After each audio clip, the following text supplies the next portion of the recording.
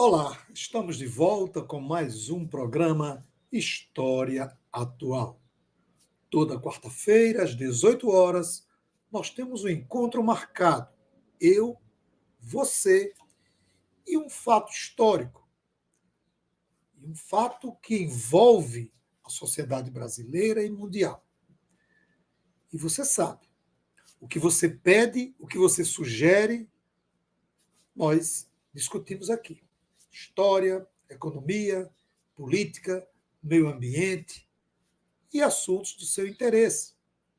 Nós convidamos um pesquisador, convidamos cientista político, convidamos historiadores para bater um papo sobre o assunto que lhe interessa. E mais uma vez, o nosso público pediu para que nós conversássemos um pouco sobre a questão palestina. O que está acontecendo entre Israel e os palestinos. O que parte da mídia ocidental diz ser entre Israel e o Hamas. Mas será que é só isso? Será que é um conflito entre Israel e o Hamas? E a questão palestina fica em segundo plano? Segunda-feira passada, eu fui convidado para participar do podcast Pessoal, do Cleiton Senna e do Joséildo Rodrigues, com a produtora Yara Monteiro, e foi um papo muito interessante. O podcast ele é transmitido pela TCM Canal 10, pela 95 FM, pelo canal do YouTube do Pessoal. E primeiro quero agradecer ao Cleiton, ao Joséildo e a Yara pelo convite. Nós conversamos durante mais de uma hora sobre o conflito envolvendo Israel e os palestinos. E eles, gentilmente, cederam as imagens para que nós reproduzíssemos aqui no nosso canal. Então, você vai ter a oportunidade de assistir o podcast, né, através do nosso canal. E como a entrevista foi segunda e nós estamos indo ao ar na quarta, nesse intervalo de tempo, a guerra continuou. Infelizmente, nós tivemos o bombardeio de um hospital na faixa de Gaza, com mais de 500 pessoas mortas. E aí, a imprensa fica chamando de tragédia. Que é uma tragédia, é. Mas por que a imprensa não olha para os agressores e diz realmente quem foi? Israel diz que não foi ele. Aponta o dedo e diz que foi a Jihad Islâmica. A Jihad diz que não tem nada a ver com isso. Quem é responsável pelo bombardeio de um hospital? A opinião pública mundial quer saber. Será que Israel é inocente? Será que a Jihad Islâmica bombardearia um hospital? Ficam as dúvidas. Mas nós temos uma certeza. Existe um lado opressor e um lado oprimido. Existe, de um lado, um Estado colonizador, do outro lado, um povo colonizado. A violência de ambas as partes é muito grande. Violência que não sequer impede ou olha para os inocentes, como as crianças, que são vítimas em qualquer guerra. É preciso refletir e entender o papel das superpotências numa sociedade capitalista que cada vez mais tenta e consegue oprimir, discriminar e tentar eliminar dos espaços ambicionados povos que tentam lutar pela sua sobrevivência. Não saia daí. papo interessante que vocês vão assistir, que foi ao ar no podcast Pessoal, da TCM Canal 10 e da 95 FM. Instantes, vocês assistirão.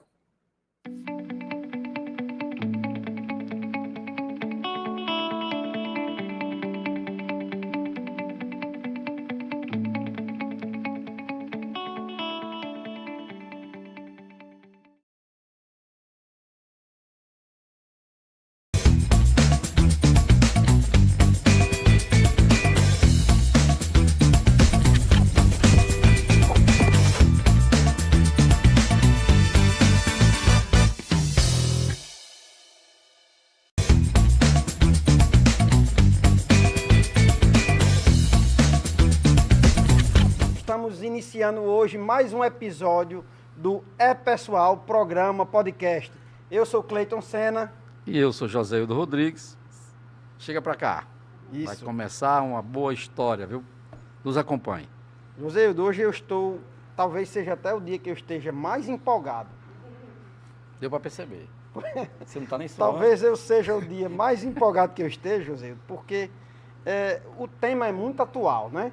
Esse tema é o tema antigo e atual, né? Antigo e ao mesmo tempo muito atual.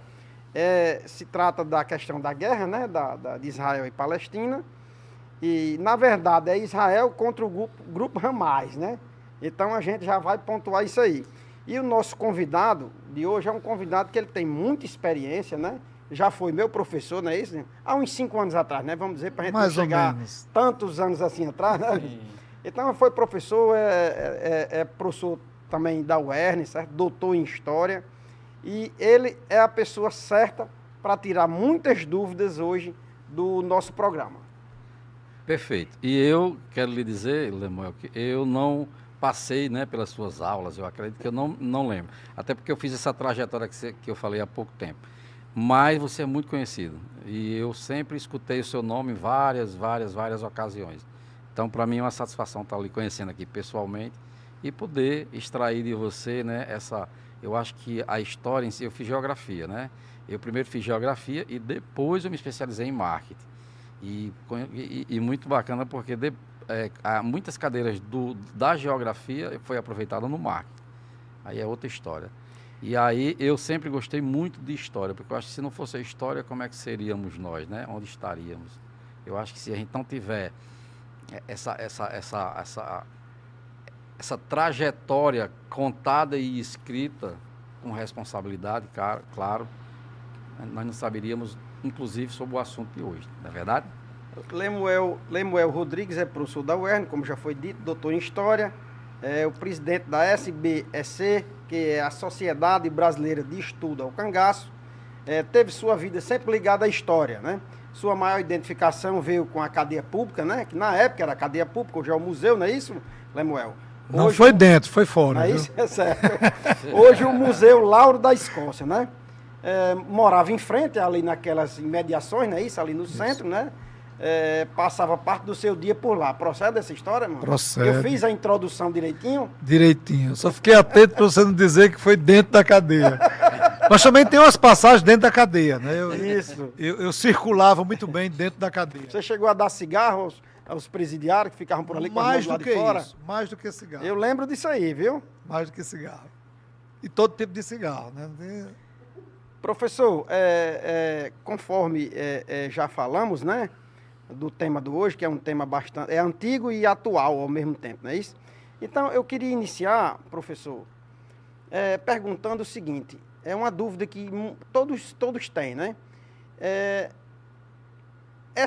Esse conflito que há hoje em dia, certo? Eu sempre passo e vejo as pessoas falando, é uma guerra de Israel contra a Palestina. Então, explique melhor isso aí. Você diria que é uma guerra de Israel contra a Palestina? Eu concordo com isso. Eu observei você falando nisso, que era uma guerra de Israel contra o Hamas, mas para que a gente possa entender tudo que está ocorrendo ali, é preciso, e como o Joséildo muito bem falou, sem a história a gente fica um pouco perdido. Não dá para você compreender o que está ocorrendo na Palestina hoje, se você não olhar um pouco para trás, ou seja, para a história. Exatamente. E eu adianto o seguinte, não precisa você olhar para a Bíblia. Deixa a Bíblia de lado. Deixa a Bíblia para as crenças, para a fé, para as religiões. Olhar para a história. Entendeu? E aí, por que eu digo que é um conflito Israel contra a Palestina? Por mais que a mídia ocidental exclua a definição Palestina e direcione para o Hamas. Mas o Hamas é uma representação palestina. Pode até ter feito o que realmente fez, um ato que está sendo condenado. Entendeu? Mas o Hamas, ele não chegou ao poder na faixa de Gaza, por exemplo, ele não tomou o poder de ninguém, ele foi eleito. É um grupo político, fundamentalista, religioso, beneficente, que trabalha com as comunidades carentes da faixa de Gaza e ocupou o espaço que antes era da OLP, que hoje é a Autoridade Palestina. Então, ganhou. Entendeu? Então, a minha opinião, enquanto historiador, é que o conflito é Israel-Palestina. E ao longo do papo eu vou explicar por que eu digo que é Israel-Palestina. Por mais que é compreensível que a imprensa diga assim, é contra o Hamas. Não. Vai além do Hamas. Por mais críticas que a gente possa fazer ao grupo Hamas. Mas é algo mais amplo. E aí, ao longo do papo, a gente vai perceber por que é algo mais amplo. Professor, até porque para que as pessoas entendam, e eu andei dando uma vasculhada também, e assim, por exemplo, como é o nome da instituição antes? É OLP. OLP. Por algumas informações, as pessoas que estão na faixa de Gaza são vários, inclusive são vários tipos de pessoas. Isso confere, assim, de várias nacionalidades, etnias. Não necessariamente árabe, não necessariamente judeu.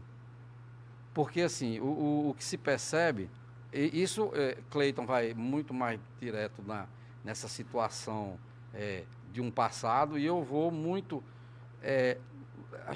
mas assim, para o que o povo fez da atualidade com aquele povo.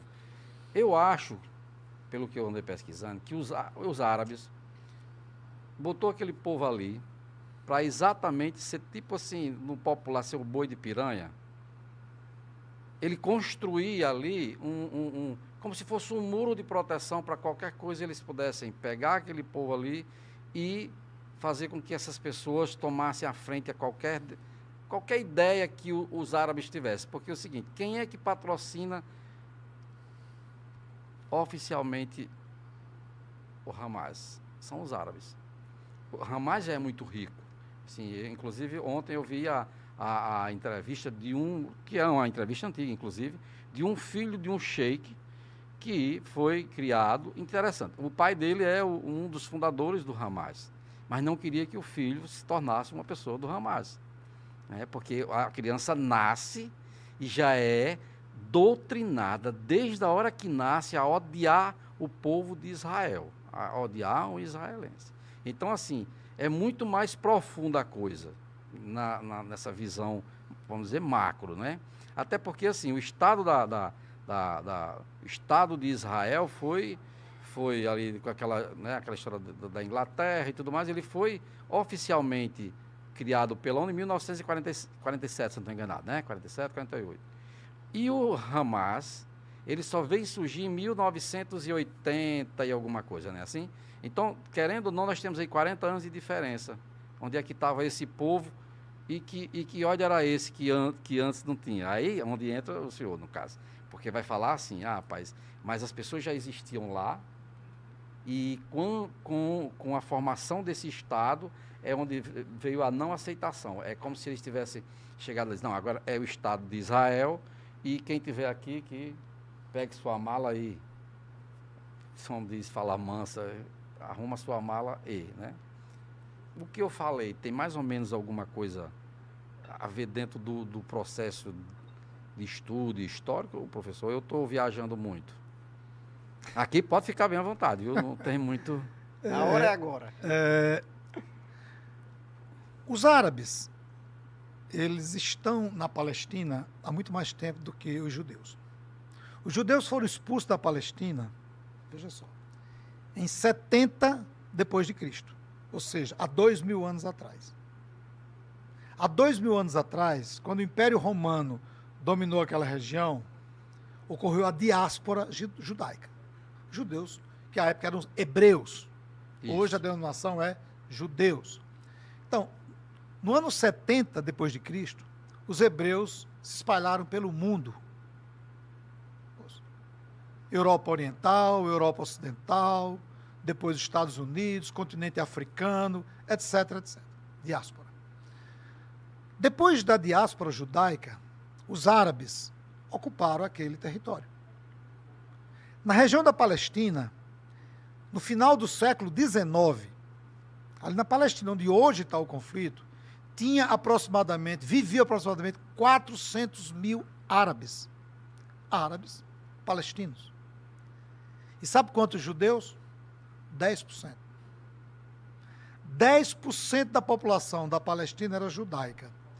E esse percentual de judeus já viviam integralizados à cultura árabe. É o que a gente pode chamar de arabizados. Eram 10% de judeus no universo de 400 mil árabes.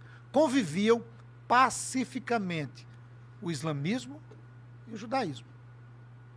Esse é o primeiro ponto. Então, os palestinos, eles não chegaram ali depois da criação do Estado de Israel. Israel chegou ali depois dos árabes. Aí você pergunta, depois quando? Aí é preciso compreender um pouco, né, a história da criação do Estado de Israel. No final do século XIX, um jornalista húngaro chamado Theodor Herzl, ele é um judeu, e ele criou um movimento chamado sionismo. O movimento sionista, ele, assim como outros movimentos nacionalistas na Europa Oriental e na Europa Ocidental. Inúmeros povos conviviam na Alemanha, na Bélgica, na Rússia, e Israel, aliás, não existia Israel, existiam comunidades judaicas. Esse jornalista começou um movimento para criar um Estado de Israel, um Estado físico. Esse movimento recebeu o nome de sionismo. E a tese inicial de Theodor era construir o Estado de Israel em um espaço, um lugar qualquer, onde não vivesse ninguém. É tanto que o lema do movimento sionismo era uma terra sem povo para um povo sem terra. Interessante. Sabe quais eram os locais identificados pelos líderes do sionismo para ser criado o Estado de Israel? Primeiro, a Patagônia Argentina. Ali seria um local para ser criado o Estado de Israel. Segundo, Chipre. Terceiro, Uganda. Algumas regiões que estavam em discussão para se criar o Estado de Israel. Em 1897, por aí, houve um congresso, primeiro congresso sionista, para discutir como seria a estratégia para se criar esse Estado. E onde seria? E onde seria. Então, existia uma corrente de judeus religiosos que disse, por que a gente não vai buscar na Bíblia um argumento que justifique a criação do Estado de Israel na Palestina? Aí surge a ideia, que está lá na tradição, da Terra Prometida, né? Exatamente. Canaã, né? Isso, Israel bíblica. Então, esse grupo religioso, com muita força, diz, não, eu acho que a gente tem que trabalhar com a tradição bíblica, que seria um argumento que nós utilizaríamos para criar o Estado de Israel, não na Argentina, não em Uganda, não em Chipre, mas sim na Palestina. Por quê? Com base na tradição bíblica e na história do povo hebraico, ali a Terra Prometida. Tinha mais a ver, né? A implantação dessa terra se você pegar pelo aspecto religioso e pela tradição bíblica. Então, essa tese ganha. Nem todo judeu é sionista. Ou seja, nem todo judeu, inclusive hoje, apoia o Estado de Israel. Ou seja, a criação do Estado de Israel apoia. Porque houve uma divisão. Os judeus sionistas e os judeus não sionistas. Poderia explicar, professor? Sionista e não Sionismo é aquele que defende a criação do Estado de Israel. O Estado. Enquanto Estado físico. Estado físico ali. Independente da região, né, no caso. Podia Isso. ser na Patagônia. Exatamente. A gente quer um Estado físico, com governo, com estrutura de Estado, tudo isso. Então, esse é o movimento chamado sionista. E alguns judeus dizem o seguinte, alguns não, grande parte, não, mas a gente não precisa de um Estado judaico. Os judeus, ele pode se integrar a qualquer sociedade que a gente vive hoje há 2000 anos. Existe comunidade judaica nos Estados Unidos, existem comunidades judaicas no Brasil, existem na Alemanha, na França, em todos os países de comunidade judaica. Então existia uma corrente de judeus que diziam, nós não precisamos de um Estado físico, nós já vivemos em sociedade. E uma outra corrente que dizia, não, a gente precisa de um Estado físico. Qual a tese que venceu? A criação de um Estado físico. E onde seria esse Estado? Na Palestina. É porque aí ele, essa corrente que venceu, essa corrente tomou por base lá a questão de Abraão, né? Da promessa que Deus teria feito a Abraão, a Isaac e a Jacó, não é isso? Então eles teriam saído da cidade de Ur, teriam cruzado ali a Mesopotâmia, o rio e tal, e teriam desembarcado lá. Exatamente. Então, com base nessa teoria bíblica, não é isso? Na palavra, é que baseou essa escolha naquele local propriamente dito, não é isso? Professor, eu queria, eu perguntei na oportunidade da questão da Palestina naquela hora, se a guerra era entre Israel e Palestina ou era entre Israel e o Hamas, porque assim, a OLP, né, a Organização para a Libertação dos Palestinos, que representa a OLP e o Estado reconhecido, vamos dizer assim, é o Fatah, né? Isso, o grupo o partido Fatah. político Fatah, certo? E o que é que ocorre? Então, os palestinos, tem parte dos palestinos que estão atrelados ao Fatah, porque assim, a grande questão que eu acho assim, que envolve a guerra e que é muito difícil cessar do ponto de vista humano, é que o Fatah, ele quer reconhecer o Estado de Israel e viver, vamos dizer assim, e viver numa boa Israel de um lado e eles do outro. Mas convivendo, eles podiam coexistir no mesmo habitat, vamos dizer assim. E o Hamas não, o Hamas, ele não aceita coabitar, ele não quer coexistir de jeito nenhum com Israel. Então, assim, entendendo todo esse contexto, tá? Entendendo todo esse contexto, o que eu acho muito triste, e assim, eu não queria entrar nem assim tanto em quem está certo, em quem está errado. Mas assim, eu acho muito triste, Joseildo e professor Lemuel, quando se tira a vida de alguém por não ter tido a oportunidade e por pior, por não querer conversar. Porque assim, e isso o ser humano faz há algum tempo, né? E talvez até essas manifestações que estão havendo agora, esses crimes, né, até brutais, para a gente, né, a gente é ser humano, quem é que não fica triste, né, vendo uma situação dessa como está lá. E assim, não é que tenha ninguém bonzinho. E se você for estudar, a gente vê também que lá atrás, na hora que foi reconhecido em 1948, o Estado de Israel, então foi delimitada uma área. E depois disso aí, Israel também, ele, através de batalhas, de guerra, então ele foi ganhando espaço. Ele ganhou mais terra do que o que tinha sido, vamos dizer, estabelecido, né? Então, isso leva... Eu não sabia desse detalhe. Isso leva a crer, assim, que algo também houve, sabe, de errado nessa ampliação de território, né? Então, assim, o que eu acho estranho é justamente você não ter a possibilidade de um diálogo, né? Nenhum de um diálogo por parte, vamos dizer assim, do Hamas com Israel, de modo que eu mesmo, eu hoje vendo como está, professor, se as coisas forem do jeito que estão, eu não vejo um fim bom, pelo menos, né? Eu não vejo um fim bom. O que é que você acha disso, professor? Você fez uma colocação muito boa aí. É o seguinte, eu vou retomar o meu raciocínio para a gente chegar ao mapa da Palestina, certo? Para vocês, para quem está em casa, ver, certo, como é a situação. Em 1897 foi o Congresso Sionista que definiu. Entendeu? O que foi decidido?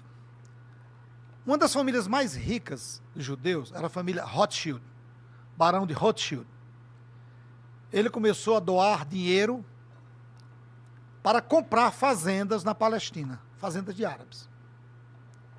E aos poucos foi criada uma agência judaica lá na Palestina que recebia o dinheiro dos judeus ricos da Europa. Dentre esses ricos, o barão Rothschild. Era comprada a fazenda e eles começaram a fazer uma campanha na Europa Oriental para as famílias de judeus que queriam voltar para a Palestina. Famílias de jovens casados que estavam sem perspectiva de vida na Europa e se mudavam para lá. Até 1910, 1920, os árabes, mesmo ampliando a quantidade de famílias judaicas, o convívio era pacífico. Convívio pacífico. Em 1920, os árabes começaram a se incomodar com a grande quantidade de famílias judaicas que estavam chegando lá. Compravam muito dinheiro, compravam terras. E até os anos 30, quando começou a perseguição nazista aos judeus, esse fluxo de judeus para a Palestina aumentou. E aí começaram os questionamentos dos árabes em relação aos judeus. Esse primeiro mapa, se vocês puderem botar aí, o primeiro mapa, né, é o mapa, esse mapa, o que está aí é o verde ou é o vermelho? Verde. Essa parte maior é a Palestina, é a região da Palestina. E esses pontinhos, né, claros, eram territórios ocupados por judeus. Até então não existia o Estado de Israel. Com o Holocausto, aí é uma virada na história, cresceu a propaganda em defesa da criação do Estado de Israel. Naquele momento, seria quase impossível alguém se colocar contra a criação do Estado de Israel, pela situação trágica que passou o povo de Israel, os judeus, na Segunda Guerra Mundial. Nesse momento aí, o mundo e o continente europeu quase que tinham uma dívida com o povo judeu, né? Isso. Por conta da questão do Exatamente. Holocausto. Então ficou assim, construiu-se o discurso da dívida. Sim. Então, em 47, divide-se o território. O mapa mostra, o segundo mapa mostra a divisão do território. Primeiro erro, para quem está olhando o mapa, pode perceber que o território que ficou para Israel é um território contínuo. O território que ficou para os árabes é um território descontínuo. Pode olhar o mapa depois. Até para uma organização administrativa fica difícil. 47. Dividiu-se a Palestina, criou-se o Estado de Israel, mas não criou o Estado da Palestina. Primeiro erro da ONU. Criou o Estado de Israel, mas não criou da Palestina. A Palestina não teve direito ao Estado. Reconhecido, né? Sim, não tinha Estado. Sim. Porque não tinha tem, Estado. né? E não tem. Isso. Entendeu? Então, veja. Os árabes foram os únicos países que votaram contra na ONU a criação do Estado de Israel. Por quê? Porque eles diziam, esse território é nosso, não é de Israel. Então, nós votamos contra. Quando criou o Estado de Israel, os árabes declararam guerra a Israel. Professor, nesse momento, essa terra era ocupada já, tipo assim, ela era bem ocupada ou Sim, ela há 2000 anos. ela já era ocupada? Os árabes viviam lá, Lá. os palestinos já viviam lá. Quem chegou à terra da Palestina depois foram os judeus. Olha que eu estou trabalhando na perspectiva de que vocês, judeus, saíram daqui expulsos há 2000 anos atrás. Por que os judeus foram expulsos, hein? Guerras do Império Romano. Destruíram Jerusalém. Mas a região já eram deles, né? Eles viviam lá. Eles viviam lá. Viviam Eles lá. foram expulsos Expulsos. e depois os árabes ocuparam. Depois a região os árabes. Ocuparam. Mas assim, se fosse pela lógica, a terra era minha, me expulsaram. Um dia, se eu quiser voltar para minha terra, 2000 anos depois, quantas gerações tem aí? né? Outras pessoas já chegaram, outras civilizações já surgiram, entendeu? Quer dizer, se você for... assim, é complexo você partir da ideia do que está na Bíblia, porque você trabalha com a ideia do Antigo Testamento. Entendeu? E quando você vai, por exemplo, para algo mais presente, e olha que eu estou botando o final do século XIX, 1897 até o século passado. Quer dizer, onde nenhuma estrutura daquela Israel bíblica existia mais. Nenhuma. Entendeu? Por isso que o argumento da tradição sequer é utilizado, por exemplo, na ONU. A ONU critica o que o Estado de Israel faz. Você colocou bem aí, Cleide, o seguinte, 47, ocorreram 4 guerras. 47, 56, 67, 73. Nas 4 guerras, todas elas Israel ganhou e invadiu o território palestino. Invadiu. Sabe por quê que os palestinos e o Hamas, né, não quer diálogo? A faixa de Gaza, ela é hoje, você imagine, para quem está em casa, aqui do Rio Grande do Norte, você pegar Tibau, botar uma muralha ao redor, uma muralha, e dizer, ninguém entra, ninguém sai. A água que entra aí eu que dou, a energia que entra aí eu que dou, o alimento que entra aí eu que dou. E quem ultrapassar o muro leva tiro. Durante 20 anos. É uma panela de pressão que vai, ninguém desliga, ela vai explodir. Verdade. Ela vai explodir. A OLP, que era a Organização para a Libertação da Palestina, entendeu? Sempre defendeu, hoje não mais, porque até a sigla já não é mais, é a Autoridade Palestina, que governa a Cisjordânia, que é Palestina. Você tem, de um lado, a Cisjordânia e lá do outro lado, a faixa de Gaza. Do ponto de vista geográfico, eles não têm contato, porque no meio passa território israelense. A Cisjordânia é governado pelo Fatah, que é um grupo político da Autoridade Palestina, e o Hamas é outro grupo político que governa a faixa de Gaza. Eu escuto muito na imprensa dizer assim, o Hamas tem nos seus estatutos a destruição do povo de Israel. Não é verdade. O Hamas não aceita o Estado de Israel, não é o povo judeu. Entendeu? Por exemplo, eu sou contra a existência do Estado de Israel, mas eu não sou contra o povo judeu. Por exemplo, o Hamas não é antissemita, é antisionista. E qual é a diferença entre semitismo e sionismo? O sionismo é, como eu disse anteriormente, é a ideia do Estado de Israel. E o semitismo são os judeus. Os judeus são povos semitas. Então, o nazismo é antissemita? É. Por quê? Porque os nazistas queriam eliminar o povo judeu. Não é o caso dos palestinos. Os palestinos não querem acabar com o povo judeu. Querem acabar com o Estado. O Estado de Israel. E sabe o que é que eles defendem? O que era antes de 47. O que era antes de 47? Uma região onde conviviam pacificamente árabes e judeus. Aí, professor Joseildo, aí é onde entra o que fica essa tese do Hamas aceitar o judeu e não aceitar o Estado, fica um pouco enfraquecida se a gente perceber o seguinte, que os ataques do Hamas não é somente para quem representa o Estado, era para ser. Se a questão fosse essa, se o Hamas realmente aceitasse o judeu e não aceitasse o Estado, então era para o Hamas atacar o quem? O Estado, ou quem representasse esse.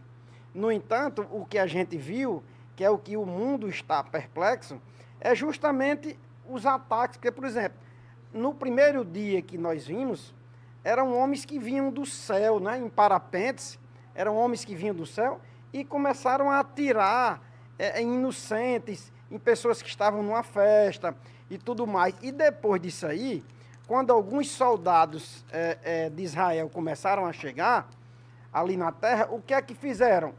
O pessoal do Hamas, o grupo Hamas que estavam lá representados por esse pessoal, Joséildo, esse pessoal, depois de matar alguns soldados de Israel, eles vestiam a roupa desses soldados de Israel e iam para as casas ali perto. Chegava lá, batia nas portas, apertava na campainha e quando as famílias abriam, eles metralhavam.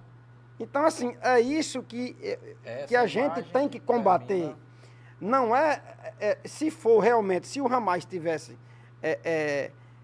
somente de encontro ao Estado de Israel, ou seja, o que foi, o que eles não aceitam, ele era para combater quem representa o Estado. Então, assim, essa forma, eu acho que teriam outras formas, sabe, de encontro, de lutar por isso aí.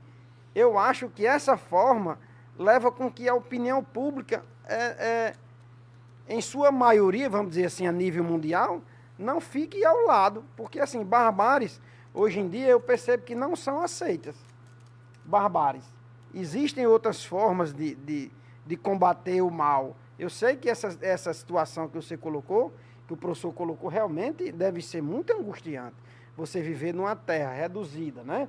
Você viver, criarem limites para você, de forma que você não possa andar por onde você podia andar e tudo mais. Isso eu não estou nem debatendo muito isso, mas assim, o que eu estou colocando o contraponto é nessa questão do Hamas, vamos dizer assim, aceitar o judeu e ser contra o Estado.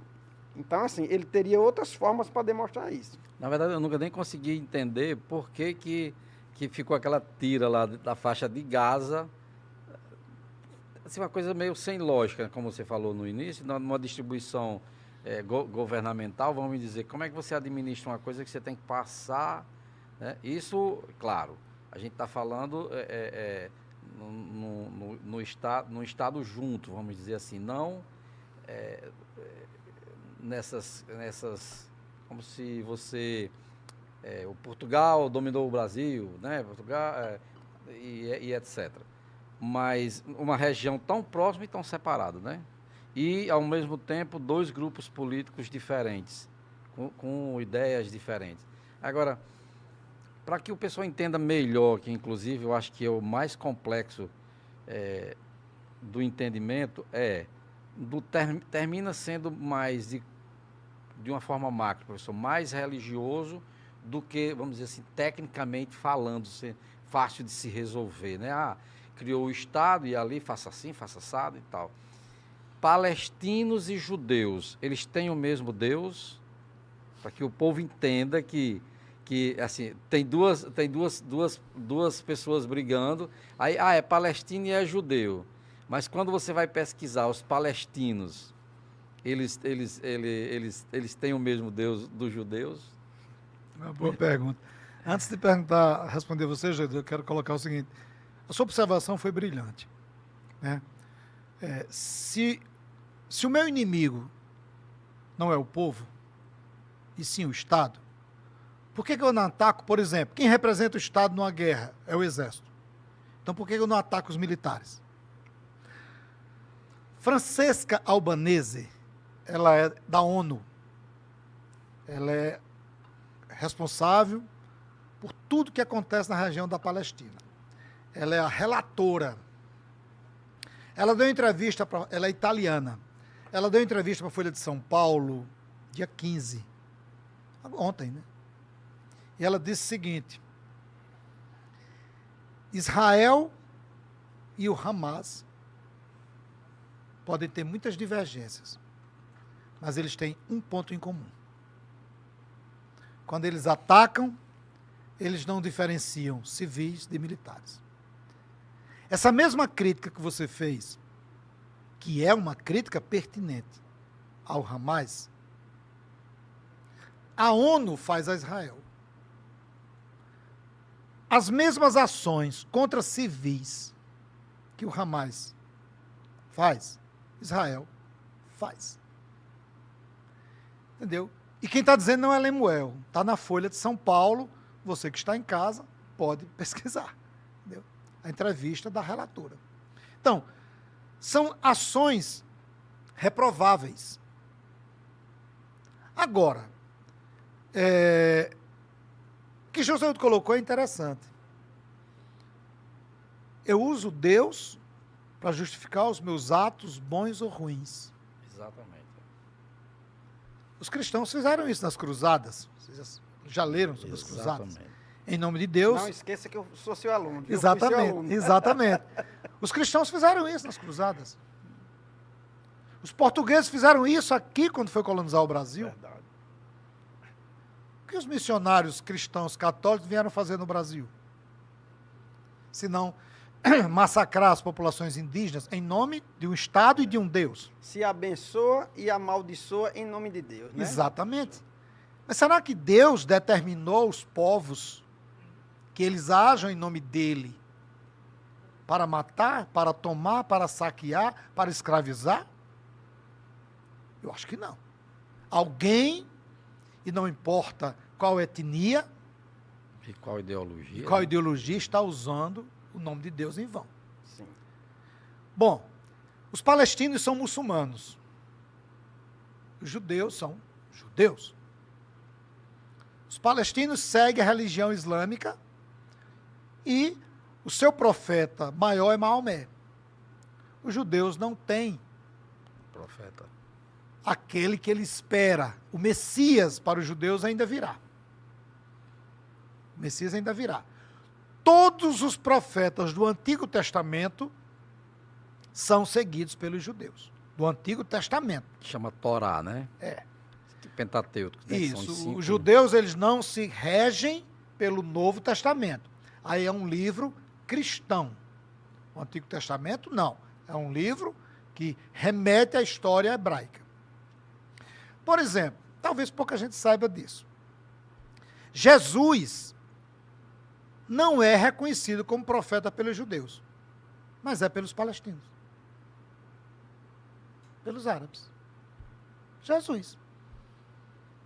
Entendeu?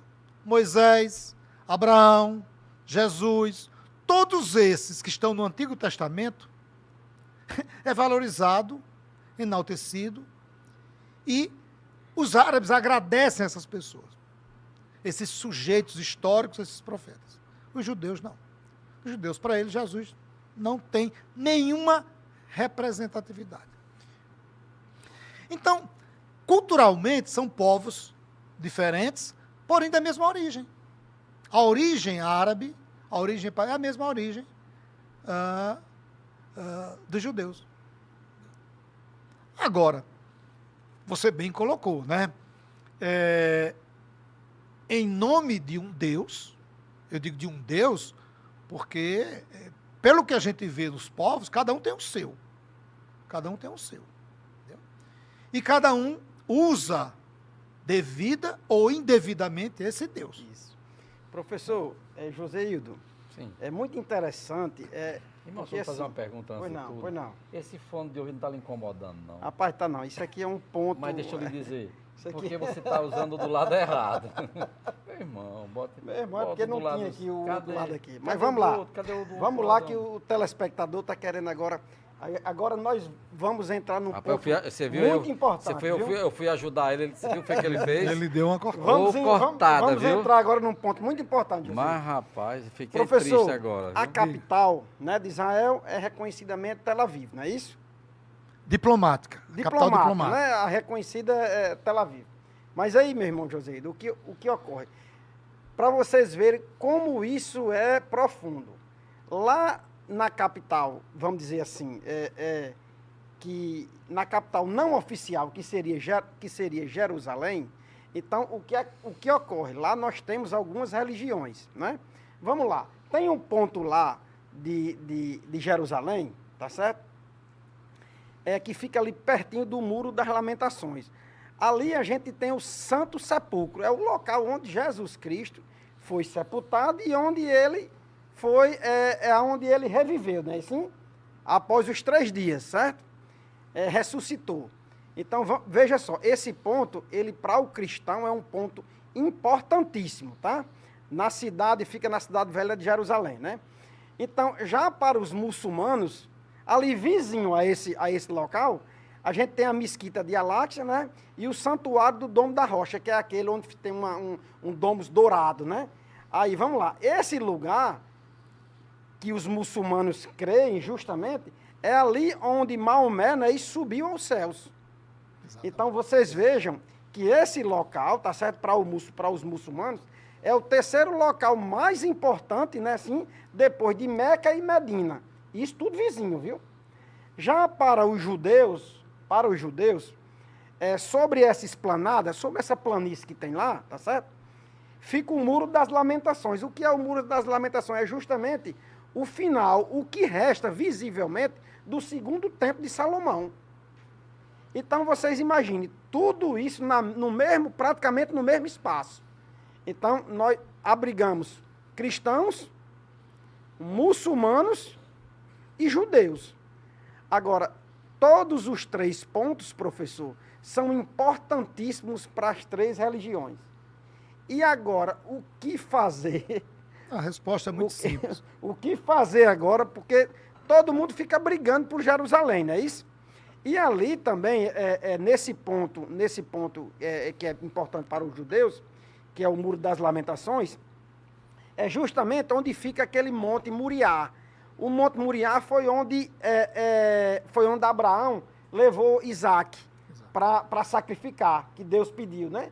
Então vocês percebam que são muitos episódios históricos que fortalecem esse local. Aliás, esses locais, né? Essa proximidade. Então, assim, é como se estivessem todos juntos no mesmo espaço, porém com crenças diferentes. Quando a ONU dividiu a região, quem presidia a ONU na época era um brasileiro, né? Oswaldo Aranha. Uhum. Quando dividiu Palestina, Israel, e quando se criou o Estado de Israel, Jerusalém, veja só, Jerusalém não era para ficar sob a administração nem de Israel, nem dos palestinos. Jerusalém, pela Carta da ONU, pelo Acordo da ONU, em 47, era para ser administrado pela ONU.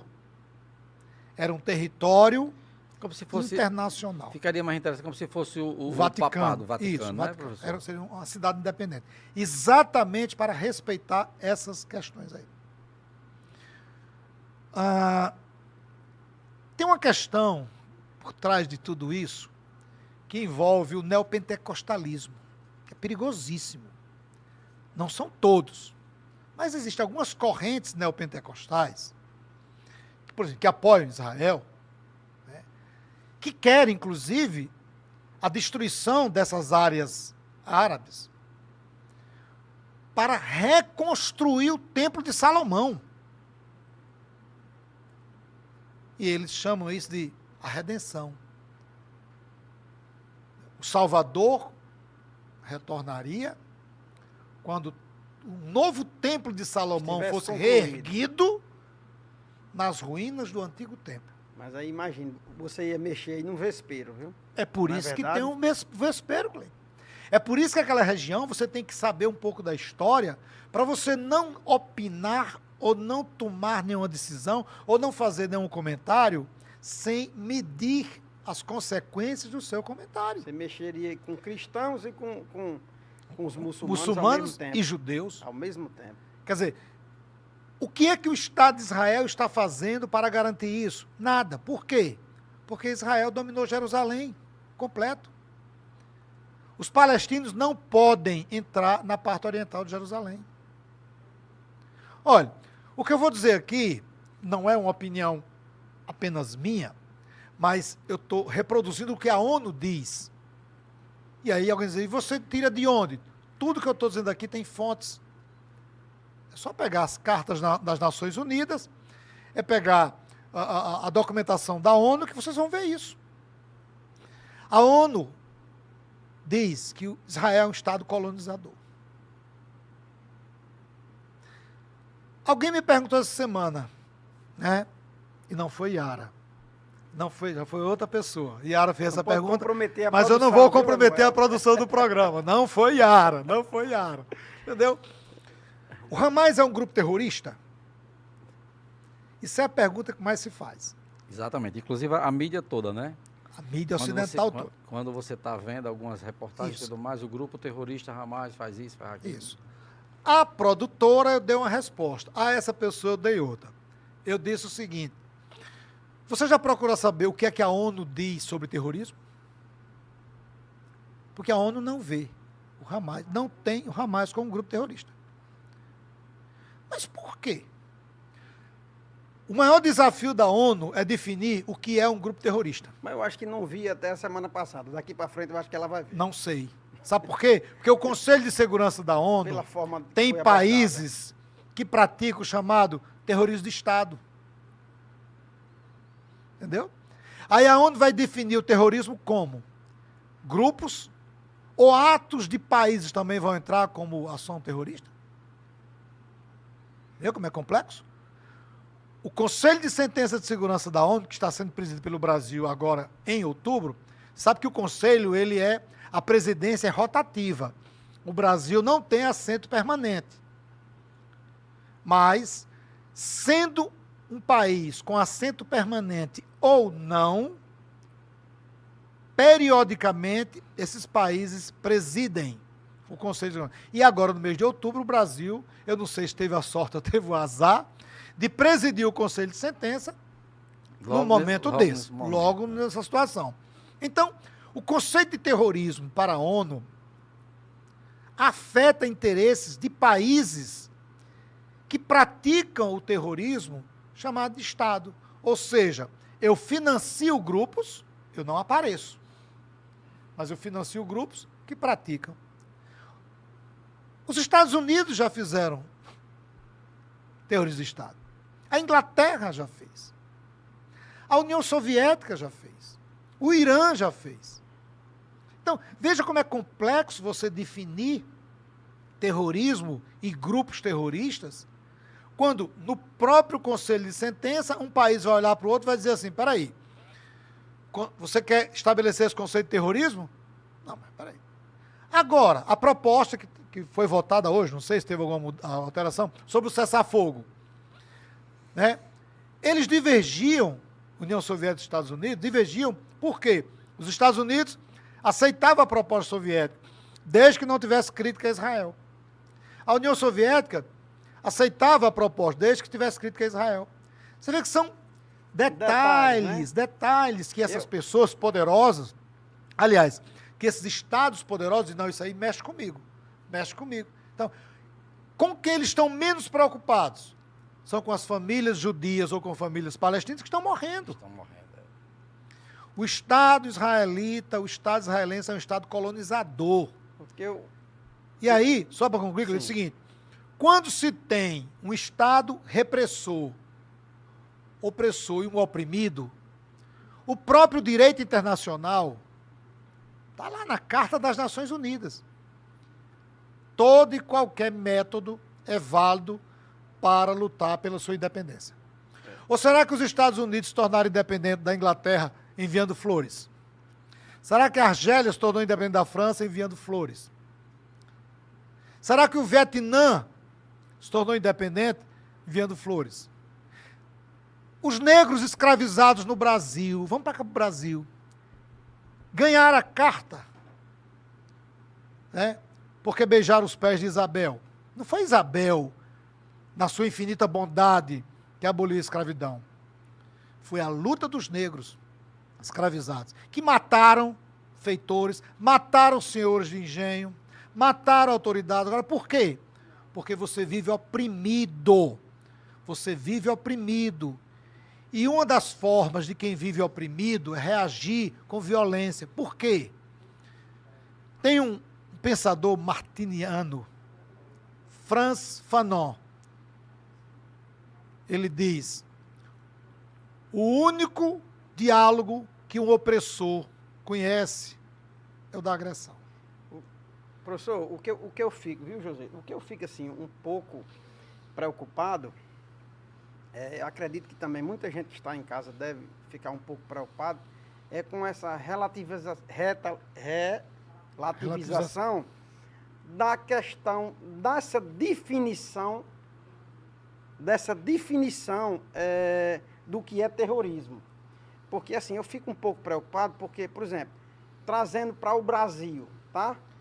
Não importa em quem você votou, se você votou em A, se você votou em B, se você é direita, se você é esquerda, mas o que acontece? A gente vê uma forte parcela da população, vamos dizer, inclusive do Brasil, né? Porque a gente está aqui, vamos falar do Brasil. Não querendo definir o Hamas, Joséildo e professor Lemuel, como terroristas. Mas aí querem definir o Brasil como terroristas, aqueles bobos, que eu acho que foram, vamos dizer assim, que estavam ali com a Bíblia, outros até com palavras inoportunas, com atos inoportunos, mas a gente não vê ninguém com esse poder, vamos dizer assim, de dar um golpe, de não sei o quê. É raro, eu também acho que sim, eu acho que a gente tem que aceitar. A democracia é isso, você tem que aceitar quando o outro ganha e quem perde, e assim sucessivamente. Mas assim, a gente está relativizando isso aí, essa questão do terrorismo. Quem mata inocentes é o quê? E quem vai tentar tomar o poder sem ter o poder? Como é que faz isso? Aí eu fico com medo, professor Lemuel, eu fico um pouco com medo, porque de repente, a gente vai ter que encontrar uma nova palavra para definir, por exemplo, quem mata inocentes, embora que seja Israel matando inocentes, ou que seja o Hamas matando inocentes, ou que seja o LP matando a Inglaterra, o Brasil, seja lá quem for. Então, assim, eu fico assustado com isso aí, sabe? De você, das mesmas pessoas, às vezes, dizer que esse aqui é terrorista e esse aqui não é. Então, eu fico preocupado, professor. Aí é onde entra as verdades, né? Mas, professor... Do pessoal? Eu trouxe aqui para você um presente. Oba, adoro presente. Vamos lá, presente é sempre bom, né? E o Lá presente... que o professor cozinha? E o presente Cozinha. Você gosta de... Gosto de cozinhar. Gosta de cozinhar? Olha aí, tá vendo? Então aqui nós vamos hoje, você vai levar para casa um kit do tempero Regina. Olha aí. Esse é o original, o tradicional, né? Está desde o começo. Foi meu aluno também, o pessoal do Regina. Pois Foi, é, olha aí, né? viu? Tá vendo? Olha onde a Um história abraço aqui pra nos eles. levou. Tem hoje o condimentado, né? Tem o gourmet, frango, né? E tem outros temperinhos em pó já, né? A linha lá é completa e está cada Sachê. dia mais moderna. Aí é qualidade e tradição. E alta tempero qualidade. Regina. Não é isso, Joséildo? Tá, aqui Joséildo, professor, aí eu no final eu lhe entrego, tá bom? Ah, tranquilo. E também vai levar essa caneca, viu, professor? Aí, Essa galera. caneca do pessoal. Estão me do tratando convidado, muito bem viu? aqui, eu vou voltar a próxima Com semana. certeza você vai voltar outras vezes. Gente, se vocês estão procurando comprar um carro seminovo, um veículo com qualidade, vocês procurem a Estrada Veículos. A Estrada Veículos, essa semana agora que passou, a semana passada, lançou uma super promoção. Tá? Você, na compra do seu carro usado, você ganha um bônus de R$1.000. E na compra do seu carro 0 km, multimarcas, você, além de ter o bônus que já existe na concessionária, você ainda recebe um brinde muito especial. A escolha é do cliente na hora da Estrada Veículos, seja uma película, um jogo de tapete e por aí vai. E temos também aqui, como nosso apoio, a Tira Entulho Ambiental, sempre transportando e destinando resíduos variados aqui em todo o estado do Rio Grande do Norte. Também temos a Master Turismo e Locação, uma empresa genuinamente moçoroense, Joséildo, professor. No entanto, com atuação interestadual. A qualidade define a Master Transportes e Turismo, professor. O senhor gostou do Que merchan, também foi meus alunos. Então, todo mundo aqui foi aluno do professor. Eu não Fazer, tenho fazer, Eu culpa. não fazer tenho o culpa, né, Eu professor? não tenho culpa. Rede pública e privada, Isso. todo mundo Aí está comigo. termina se encontrando, né? Josaída, ainda tem mais um cafezinho, não? Rapaz, Aqui tem. eu fiz a garrafa todinha pra você. Olha aí, Rapaz, olha aí. Rapaz, eu esse quero ver só sucesso você aqui. reclamar Rapaz, hoje. José Aqui é sabe fazer café. Parabéns. Tá viu? bom, professor? O café é gostoso e você acertou o ponto. Eu tava preocupado, digo, rapaz, nem pode ser forte, nem pode ser fraco, pra Não, agradar tá o ótimo, paladar, né? tá ótimo. Professor, Esse o é o senhor está Mogiana gostando aí do Paulista. nosso bate-papo? Rapaz, Um eu cafezinho? nunca tive tão em casa, né? Batendo papo com vocês Que aqui. bom, né, Josinho? É bom E, isso. e sabendo que em casa as pessoas estão nos assistindo, estão interagindo aqui conosco. Isso é bom porque a gente tá opinando. Agora, opinando com base em fontes, ninguém respeitando as diferenças e as divergências, que nós estamos num espaço público e a gente pode ter e deve ter nossas posições, mas acima de tudo, como bem falou Cleiton, eu tenho até receio do que eu posso fazer ou falar no momento que o Brasil está viveu, espero que isso mude, né? Porque a gente tem que saber respeitar as diferenças. Professor, o senhor não acha que... Tem dias que eu me pego a pensar da seguinte forma. O senhor acha que o amor... O senhor acha que as pessoas estão amando mais? Porque se dá uma sensação, eu sei que a sensação do desamor, ela é muito mais latente, você percebe muito mais, como uma guerra dessa, etc e tal, ou a ruindade de uma pessoa, ou, né? Mas eu dá essa sensação de que as pessoas, elas estão mais egoístas, sabe? Elas estão mais pensando nelas. Você não tem essa sensação, não? Às vezes eu me flagro pensando exatamente nisso. Onde é que está e se existe de verdadeiramente o amor? O amor. É ignorante. Ignorante no sentido de não saber de nada. Isso, né? Como é bom a ignorância, porque a gente sofre menos. Mas é claro que a gente não pode ser ignorante. Se não ser ignorante leva ao sofrimento, eu prefiro sofrer. Eu prefiro eliminar a ignorância, ter o conhecimento e poder olhar para as coisas, para as pessoas e para os fatos históricos e ter a capacidade de entender, de compreender e de opinar. Né?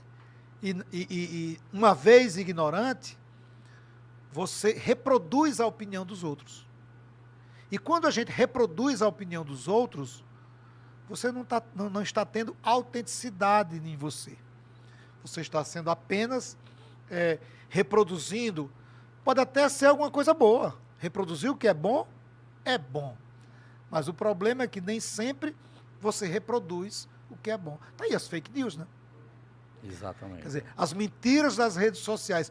Quantas vezes, eu vou usar o nós, mas, claro que numa forma de generalizar, mas nesse sentido, quantas vezes nós não socializamos ou jogamos nas redes sociais informações que a gente não tem a fonte.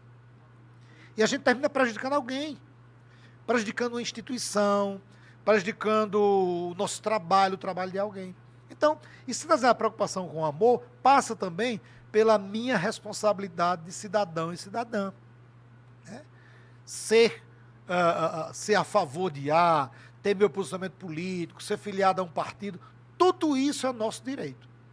Agora, nós temos que aprender que, por eu ter uma ideologia A ou B, você também tem deveres, né? eu tenho deveres e não me dá o direito de ser intolerante Nós com temos você. que coexistir, né? Isso aí é Coexistir democracia. pacificamente. Exatamente. Então, eu acho que eu não queria que o amor estivesse perdendo espaço para o desamor, mas eu vejo isso. Perdoe-me, nesse momento, agora em instantes, faltando um minutinho aí, professor, nós estamos encerrando a transmissão pela TCM, canal 10 e 14.1 HD, e também estaremos encerrando a transmissão pela 95 FM, tá? Nós queremos agradecer a quem participou hoje, tá? Através da 95, através da TV, e aproveite e se inscrevam em nosso canal, pessoal, podcast lá no YouTube. Você vai acompanhar mais meia hora de programa, tá certo? Queremos agradecer também para vocês que vão se inscrever no programa. Dê o like, compartilhe, tá certo? Dê o joinha aí para ajudar e tornar o nosso canal mais relevante, tá? Em instantes iremos finalizar a transmissão conforme foi dito. Professor, o nosso bate-papo está muito bom, José. Certo? Muito, eu acho que a gente está até mais descontraído hoje. O professor... Apesar do tema ser polêmico, o professor né? não tá vibe e, graças a Deus, a gente está levando numa boa, né? Tá tudo conforme a expectativa. Professor, o que é que você diria, professor, com a sua experiência, né? Que você tem, por ter estudado, ter acompanhado já várias guerras, né? O que é que você, vamos dizer assim, se você tivesse o poder, vamos dizer assim, de decidir essa guerra, qual era a sua decisão? Eu estou ansioso para saber qual era a decisão de Lemuel Rodrigues. Pense numa boca quente. Olha, é o seguinte, se eu tivesse o poder de decidir, eu retomaria a divisão da Palestina em 47. Eu não acabaria o Estado de Israel. Por quê? Porque é quase impossível você acabar com um Estado que já está desde 47 aí. Professor, e só abrindo uma adenda aí, eles são muito fortes, porque é uma coisa tão pequena e ganha todas as batalhas que eles se envolveram, eles ganharam, vem ganhando, né? Inclusive eu estava lendo a quantidade de coisas legais que também saiu lá de Israel, Nobel, remédios, vacinas, num território tão pequeno que se assemelha ao nosso estado de Sergipe, né? Isso. Ser uma potência, inclusive hoje uma potência bélica, né? É verdade. Quer dizer, uma região tão... Você sabe o que é que eu fico às vezes pensando? Rapaz, por que o Brasil acontece essas coisas no Brasil? Por que nós somos tão... O Brasil é tão pouco bem aproveitado, tão pouco utilizado, sabe? Pelos nossos gestores e tudo mais. Porque assim, quando você pega uma tripinha daquela e você é um país do deserto que produz fruta, que produz flores, que vai buscar água, que vai... Está entendendo assim? Tanta coisa legal que eles fazem, assim, eu fico, rapaz, o Brasil não sai do canto, por quê? Né? É verdade. A tecnologia... Olha, o exército de Israel, que eles não usam o termo exército. Israel não usa o termo exército. Lá é Forças de Defesa de Israel. Até isso já é uma construção, para passar para as pessoas que Israel nunca ataca, é sempre vítima. Forças de defesa. O exército, ele dá uma ideia de ataque. Forças de defesa, não. Estamos sempre na retaguarda. Eu concordo, realmente é elogiável a tecnologia de Israel. É uma pena que esse mesmo Israel, que tem tantas coisas boas e maravilhosas, deixe 2 milhões de pessoas na faixa de Gaza sem direito à comida. O alimento que entra na faixa de Gaza é estabelecido por Israel por calorias para cada palestino. Quem estabelece quanto cada palestino deve comer é o Estado de Israel.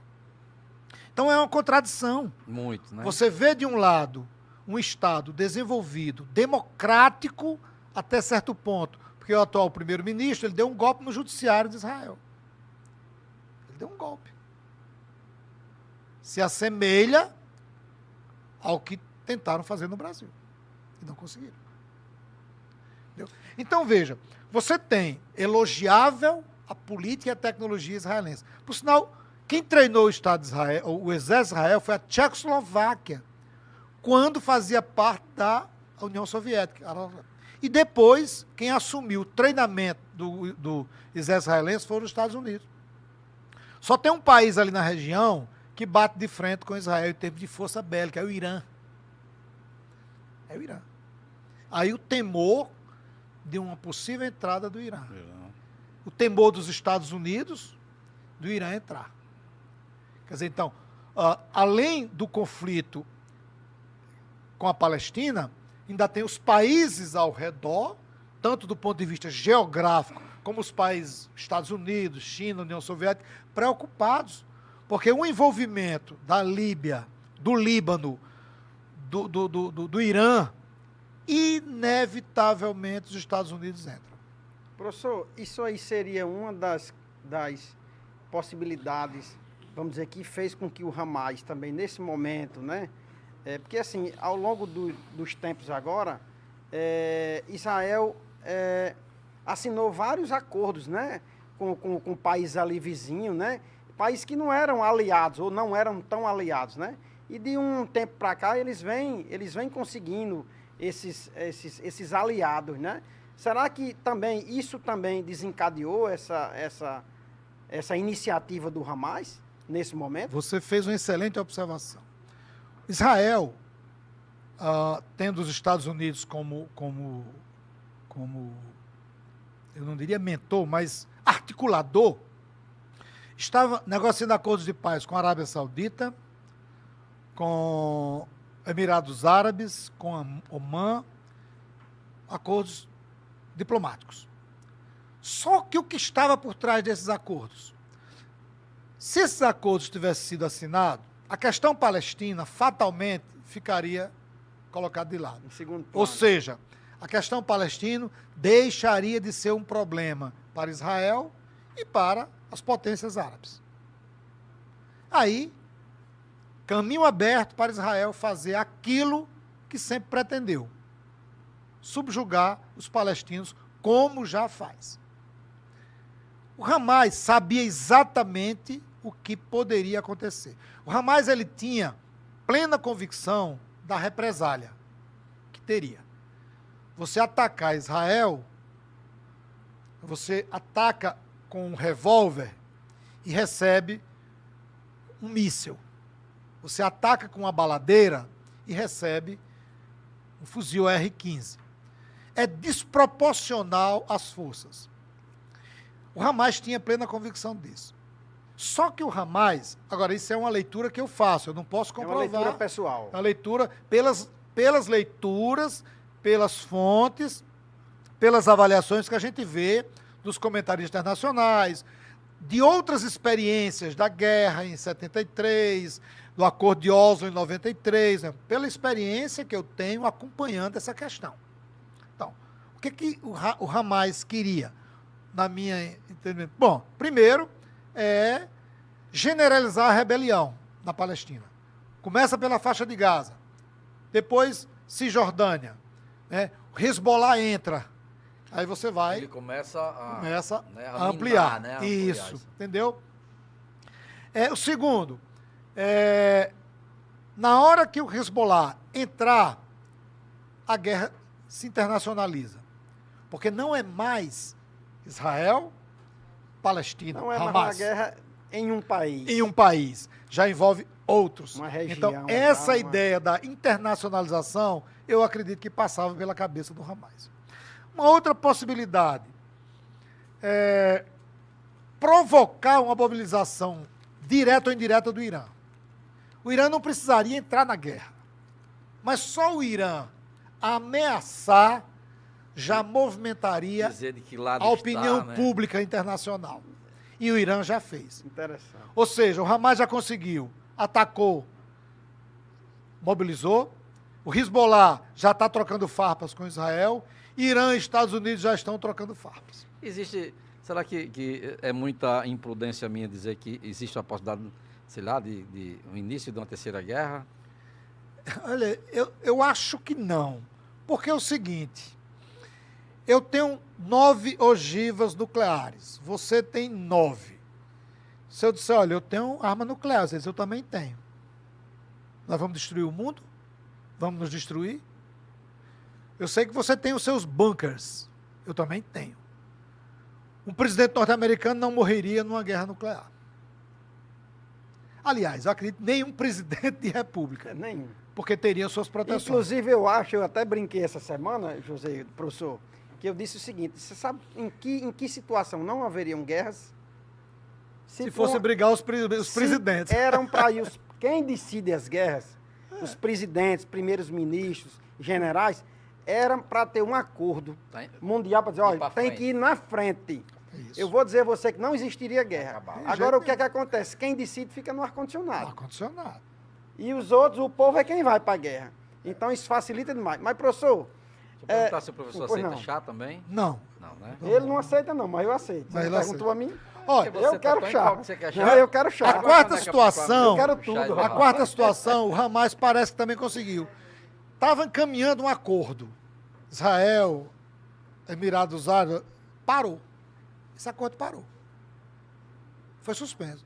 A Arábia Saudita está suspenso qualquer negociação com Israel. Suspenso, não está finalizado, está suspenso. Ninguém sabe se volta e quando volta. E o quinto, criar uma comoção mundial. Não sei se vocês sabem, hoje teve na Bélgica um atentado que foram mortos 2 torcedores. Não cheguei a acompanhar. Agora, final da tarde, 2 foram mortos. Nós estamos investigando para saber se tem alguma coisa Relação, a ver. Né?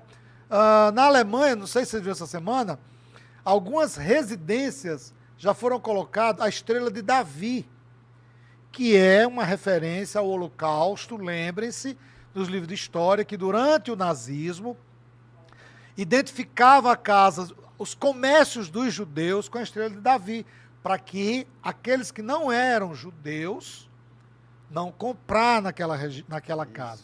Lembrem-se que bem pouco tempo no Brasil essa prática teve por parte de grupos políticos, identificando comércios com o símbolo de um partido. Então, se assemelha às práticas condenáveis. Nos Estados Unidos, ontem, um senhor de 71 anos matou uma criança de 6 anos e esfaqueou a mãe. A mãe escapou e o garoto morreu. E ele disse, fiz isso porque eles são árabes. Ou seja, nós estamos aqui discutindo isso por conta do ataque do Hamas. Ou, para alguns, da contraofensiva. Você pode ter a seguinte leitura, o Hamas atacou Israel. Isso é uma leitura. Você pode ter a leitura, o Hamas fez uma contraofensiva a Israel. Isso é uma leitura. Um ataque por quê? Se você olhar pelo lado de Israel e diz, não, nós estávamos numa festa. Nós fomos atacados. Nós fomos atacados, revidamos. Isso. Os palestinos podem dizer, sim, mas fazem 20 anos que vocês nos atacam. São várias leituras, né, São professor? várias leituras. Leituras que podem ser vistas. Agora, é preciso compreender, né, as leituras. Né? Quer dizer, eu não posso simplesmente dizer assim, eu vou condenar a ação de Israel. Mas se eu tivesse no lugar de Israel, o que é que eu faria? Reagiria. Tudo bem, certíssimo. E se eu tivesse no lugar dos palestinos, 20 anos massacrados, o que é que eu faria? Reagiria. Está vendo como é complexo? É por isso que a gente tem que ter um olhar muito cauteloso para a gente não dizer assim, quem está certo, quem está errado. Para mim, existem situações onde eu critico o Estado de Israel. O Estado de Israel é um Estado colonizador. Foi Israel que ocupou a Palestina, que já era ocupada pelos árabes. Por outro lado, a violência praticada pelos palestinos é criticável e condenável? Sim, porque civis são mortos. Então eu vou criticar. A pior parte da guerra é essa. Entendeu? Mas quando eu olho para os civis mortos judeus, civis mortos pelos palestinos, aí eu pergunto, e os civis mortos palestinos pelos judeus? Eu não sei se foi Joséudo ou foi você que disse o seguinte, as crianças na Palestina já nascem e crescem para odiar Israel. Israel do mesmo jeito. Existem as colônias de assentamento judaicas em áreas palestinas. As famílias vão morar lá. Território palestino. As crianças judaicas que vivem nos assentamentos judeus em região da Palestina, eles são treinados, doutrinados para esse território é meu, me pertence, não pertence aos árabes, aos palestinos. Então, as duas crianças palestinas e judaicas nascem e crescem em ambiente hostil. Em nome de um Deus, voltamos agora à questão, né? Em ambiente hostil. Em nome de um Deus, se mata, né? Assim se E dá vida. aproveita para, assim, por exemplo, hoje, professor, eu acredito que 70% das pessoas levam mais pelo lado religioso que pela própria vamos dizer, pela própria parte administrativa da Pela racionalidade coisa, política. pela racionalidade A coisa mais bonita é política, gente. Política é bom. A gente não faz nada sem a política. Por isso que nós somos diferentes de qualquer outros animais. Porque nós temos a capacidade de entender e conviver e discutir. E respeitar o próximo. Não existe saída sem ser pela política. Aí você diz, política? Não, eu não estou falando aqui de partido A ou B. Estou falando de política. Sim. Nós discutimos Da política, arte, né? a arte, Da a arte, ciência, fazer a política. discussão, a concordar, discordar. Não é de Isso é politicagem, política. né? Entendeu? Aí, Professor, vamos lá. Joseildo, eu lembrando aqui agora daquela época da Guerra Fria, né? Estados Unidos de um lado, União Soviética do outro, né? E assim, hoje em dia, o que é que a gente vê? A gente está vendo uma guerra entre parte de palestinos contra Israel e a gente já começou aqui a conjecturar. O professor já trouxe, e se o Irã participar? Se o Hezbollah? E aí a gente já vê o mundo se mobilizando de uma forma tal, professor, que, embora que não mande armas, basta uma opinião. E basta uma opinião embaixo do pano. Que aí é a Guerra Fria. É quando você chega... Vou ligar para Lemuel, mas ninguém vai saber. Vocês dois estão em guerra. Lemuel, eu estou com você. Qualquer coisa, eu estou com você. Eu vou mandar armamento, vou mandar tudo. A Joseildo, um outro liga, ou se eu não ligar também, claro, para ver quem é que vai ganhar. Então, assim, seria uma leitura também a gente poder dizer que nesse momento, a nível mundial, há uma conjectura de uma Guerra Fria também, não só nesse episódio, mas também lá na Ucrânia, com a União Soviética. Existem uns países que estão se mobilizando também, tanto ali por trás daquela questão, como por trás dessa. Seria uma leitura, professor? É o que Lemuel disse há pouco tempo, eu acho, o que você falou aí. Quando o Irã diz ok, quando a Cisjordânia diz que, não quero me envolver muito não, mas eu estou do seu lado, eu acho que ele já está fazendo isso aí que você falou. Né? É verdade. Eu acho que assim, termina com que eu vendo armas para Lemuel, eu vendo medicamentos para Lemuel, eu vendo água para Lemuel. Naturalmente, se eu tenho esse bom relacionamento com ele como Estado, eu como Estado, automaticamente Lemuel está envolvido em alguma coisa. Eu posso dizer, estou do lado de Lemuel, porque eu conheço, eu sei como é a guerra. Né? O governo colombiano rompeu com Israel hoje. Por quê? O presidente da Colômbia criticou a postura de Israel. Israel disse que a Colômbia não tinha que criticar nada e suspendeu as exportações de matéria-prima para a Colômbia. A Colômbia disse, tudo bem, pode suspender. O povo colombiano ele é autônomo, a gente não precisa se submeter a nenhum Estado. E pediu educadamente para o embaixador de Israel na Colômbia sair. Pode sair. Ou seja, a crise já saiu da Palestina. Olha, o governo brasileiro está sendo criticado porque não chama o Hamas de terrorista. Mas por que o governo brasileiro não chama o Hamas de terrorista? Porque o governo brasileiro faz parte da ONU. A ONU não classifica o Hamas como terrorista. O governo brasileiro, olha, eu sigo as determinações da ONU. Eu, presidente, posso até ter minha opinião, mas hoje eu sou chefe de Estado. Chefe de Estado. Então, se eu chamar o Hamas de grupo terrorista, eu estarei ferindo a determinação da ONU. Aí você pode perguntar, sim, mas os Estados Unidos chama, a Itália chama, assim, o Japão chama, a Alemanha chama. Por quê? Porque eles são a cabeça da serpente.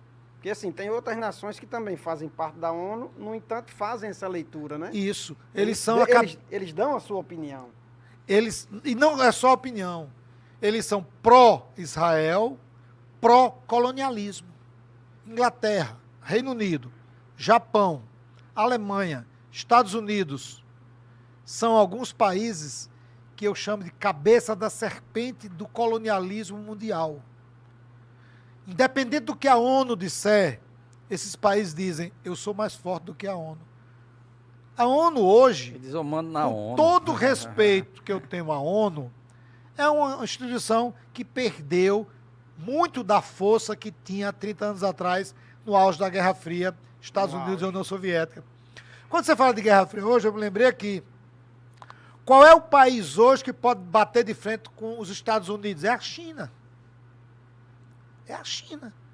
A União Soviética não tem mais nem um terço da capacidade política e militar, apesar de ter armas nucleares, isso aí é um perigo, qualquer país que tenha, né? Mas a União Soviética, com aquele presidente, a gente tem que pensar duas vezes, entendeu?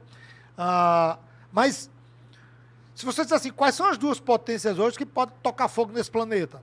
Estados Unidos e China. Resta saber quem é que segue com os Estados Unidos e quem segue com a China. A China está comprando todo mundo, né? Exatamente. Professor, me diga uma coisa. Nós temos aqui mais 3 empresas que a gente tem parcerias e eu queria perguntar você mora em casa ou apartamento? Casa. Em casa, né? E nós temos a Castel Construções, que ela trabalha exatamente construindo empreendimentos e principalmente casas, né? Então é de 2 jovens também moçoroenses, né?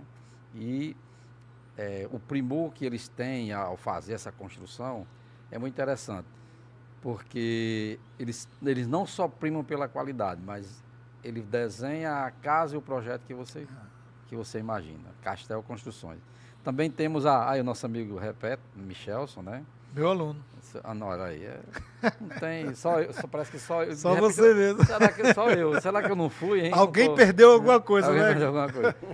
Então, lá na Repete, assim, a gente comenta que na Repete você encontra o que você quiser, Michel lá desenvolve, ele tem ideia para tudo, né?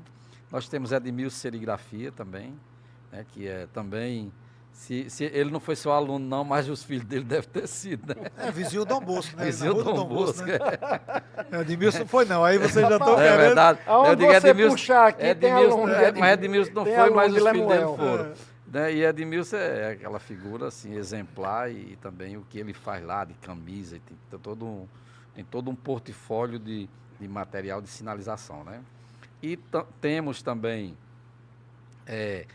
essa cadeira que você está sentada aí, você gostou dela? Você percebeu que ela é diferente da maioria dessas cadeiras desses podcasts. Agradável. Porque a gente teve exatamente essa preocupação no conforto. A gente vai passar mais de uma hora conversando com uma pessoa, então a gente procurou o Ambiente Line, que é exatamente lá, ele não só tem cadeiras, como tem um universo de outros produtos para escritórios e residência. E qual a casa de Mossoró que o pessoal não planejou, que planejou bem, que pensou no projeto, que não tem uma peça da Divina Criação? Vocês são Rodovalho, né? E Rodovalho, vocês são ali. Muito obrigado, então, né? Divina Criação. Então, assim, eu quero fazer uma pergunta, porque, assim, aqui a gente amanhecia o dia. O pessoal diz, mais 1h30 de programa é tempo demais. É nada, eu tenho tanta coisa para perguntar ainda ao professor. Mas, professor, me diga uma coisa. Apesar de que há uma confusão, você que acompanha, né, tem Cleito que lê, eu que vejo alguma coisa e tudo mais, mas a população macro, ela não está tão ligada na sequência das informações ou dos noticiários. Quem começou esse momento agora? Foi o Hamas. Eu digo isso de forma institucional pelo que a mídia prega. Não digo nos intramuros, porque de repente foi até um que deu uma beliscada lá, né? Mas quem começou foi realmente o Hamas naquele, né? Essa foi a pergunta mais difícil que vocês fizeram para mim. Porque para essa população que você diz aí, que não acompanha nos intramuros, quem começou foi o Hamas. 7 de outubro, o Hamas. Quando ele atacou aquela rave. Quando ele atacou a rave e saiu matando civis. Só que essa não é a resposta para entender o ataque do Hamas. Certo. A resposta para entender o ataque do dia 7 é quantos anos os palestinos vivem oprimidos pelos israelenses. Eles aproveitaram apenas esse momento para poder estourar. Então, na minha opinião, na minha leitura, na minha compreensão como historiador, o que o Hamas fez foi uma contraofensiva a décadas de opressão de Israel. É uma posição que a mídia ocidental, e eu sei que pessoas que vão assistir vão me criticar, vão dizer que eu sou apoiador de terroristas, e eu não sou apoiador de terroristas, eu estou olhando o fato, a história diz. Se você olhar o 7 de outubro isolado, você vai dizer, o Hamas é responsável por tudo isso. Se você abrir um pouco a sua visão, Pra ver o você macro, vai dizer, não né? é bem assim. Existe por trás do 7 de outubro, por trás não, anterior ao 7 de outubro, outras situações que possam entender, compreender. Matar civis é inexplicável, não se justifica. Mas compreender a violência de um oprimido é compreensível. Às vezes o oprimido faz determinadas coisas erradas porque o seu limite se esgotou. E o que a gente está vendo na faixa de Gaza é o limite de um povo que se esgotou Tá se exaurindo, diante né? da opressão de um Estado colonizador. Então, aí eu digo para essas pessoas, e para milhares e milhões de pessoas, é preciso se informar? Sim. Agora, a mídia tradicional, corporativa no Brasil, nem sempre Vai nos trazer os fatos reais. vai né, nos João? trazer os fatos reais. É por isso que eu digo, por exemplo, programas como esse aqui, programas como o meu canal no YouTube, História Atual, que eu convido a todos e todas para assistir, né, dá oportunidade de outras vozes, de outras falas. Por quê? Existem inúmeros programas nas redes sociais, podcast, no YouTube, que podem trazer informações para vocês diferentes, apesar de ser o mesmo fato, do que a mídia tradicional. Então é para desacreditar a mídia tradicional? Não, em hipótese alguma. Apenas ser mais prudente, mais cauteloso, estudar mais. Recentemente, o jornalista da Globo, Jorge Pontual, ele reproduziu o que o ministro da Guerra de Israel disse. O que foi que o ministro da Guerra de Israel disse? Nós vamos lutar contra animais. Ele chamou os palestinos de animais. Será que os palestinos são animais? O ministro chegar para a televisão e dizer, nós vamos lutar contra animais. Entendeu? Quer dizer, você imagina você ser tratado como animal por alguém que tem 10.000 vezes mais poder do que você. Então, é por isso que o 7 de outubro é um marco, sim, mas não é o marco. Então eu não posso entender essa crise, essa guerra, a partir do 7 de outubro. A não ser que eu queira ter um olhar isolado. Aí tudo bem. Mas eu, como historiador, eu não posso me localizar no fato. Eu tenho que ter essa visão macro, como você bem colocou, e pertinente, o macro. Se a gente for olhar o micro, o fato, tudo bem. Mas esse olhar micro, ele é perigoso, porque ele não dá direito ao contraditório, ou seja, a ver e entender a situação no todo. Por isso que o que está ocorrendo na Palestina hoje não começou em 7 de outubro. Começou em 1947. E se você quiser botar um olhar mais longo, bote lá para 1897, no primeiro Congresso Sionista. Professor, rapaz, a gente ia amanhecer o dia, mas que pena que já chegou. Está chegando ao fim. Não, já chegou o fim. A gente tem um minuto, né? Só para fazer as considerações. Impressionante. O papo foi tão bom, tão dinâmico, que nem a gente que está participando, professor, notou.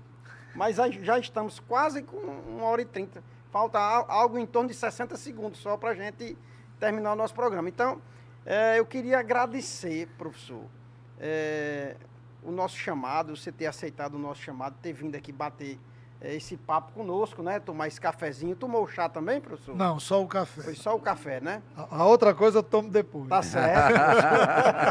Então, agradecer, né, sua participação. E assim, professor Joséildo, nós temos aqui mais de 40 pessoas aqui no chat. Mas, infelizmente, dessa vez o papo foi tão bom, tão agradável, que, assim, não vai dar para a gente ler, para a gente conversar, fazer esse contato com eles, né? Mas, assim, já lhe digo que mais de metade daqui são seus alunos, ou foram. Ou seja, Viu? Vou Pessoal dar do nota Dom para Bosco, tudinho aqui. Pessoal do Dom Bosco, diocesano aqui, pessoal aqui das antigas, Lemel, tá tudo dando os parabéns pelo nosso bate-papo, né? Descontraído. E assim, a ideia do programa é essa. Afinal, a verdade é pessoal ou tudo é mentira? É uma frase boa. Eu acho que a verdade é pessoal. Muito bom, professor. Muito boa a sua resposta. Porque essa verdade, a sua verdade começa onde a minha termina e assim sucessivamente, né? Então, as verdades. Acho que a filosofia diz, mas nós temos um amigo nosso em comum que diz assim, o pai dele repetia muito, existem 3 verdades, né? Existe a minha, a sua e a verdade, né? Tá bom. Muito obrigado mais uma vez, professor. Obrigado, E Joseildo. quem Obrigado, sabe, Cleiton. A qualquer momento você retorna aqui, né? Tá bom? Verdade. Então, José, hoje eu queria. É costume sempre a gente brindar, mas eu queria pedir que hoje a gente não brindasse em memória, né? As pessoas que morreram, tanto de um lado como de outro, certo? Pedir até para que a gente, Deus, né, interceda junto àquela região, né, José? Para que eles se chegue, né, a algum denominador comum, certo? Para que inocentes não morram mais, nem de um lado, nem de um outro. Esse era meu pedido. Professor, às vezes estamos ainda no ar, não, né? Já estamos. Mas assim, pode deixar aqui que aqui eu vou continuar conversando.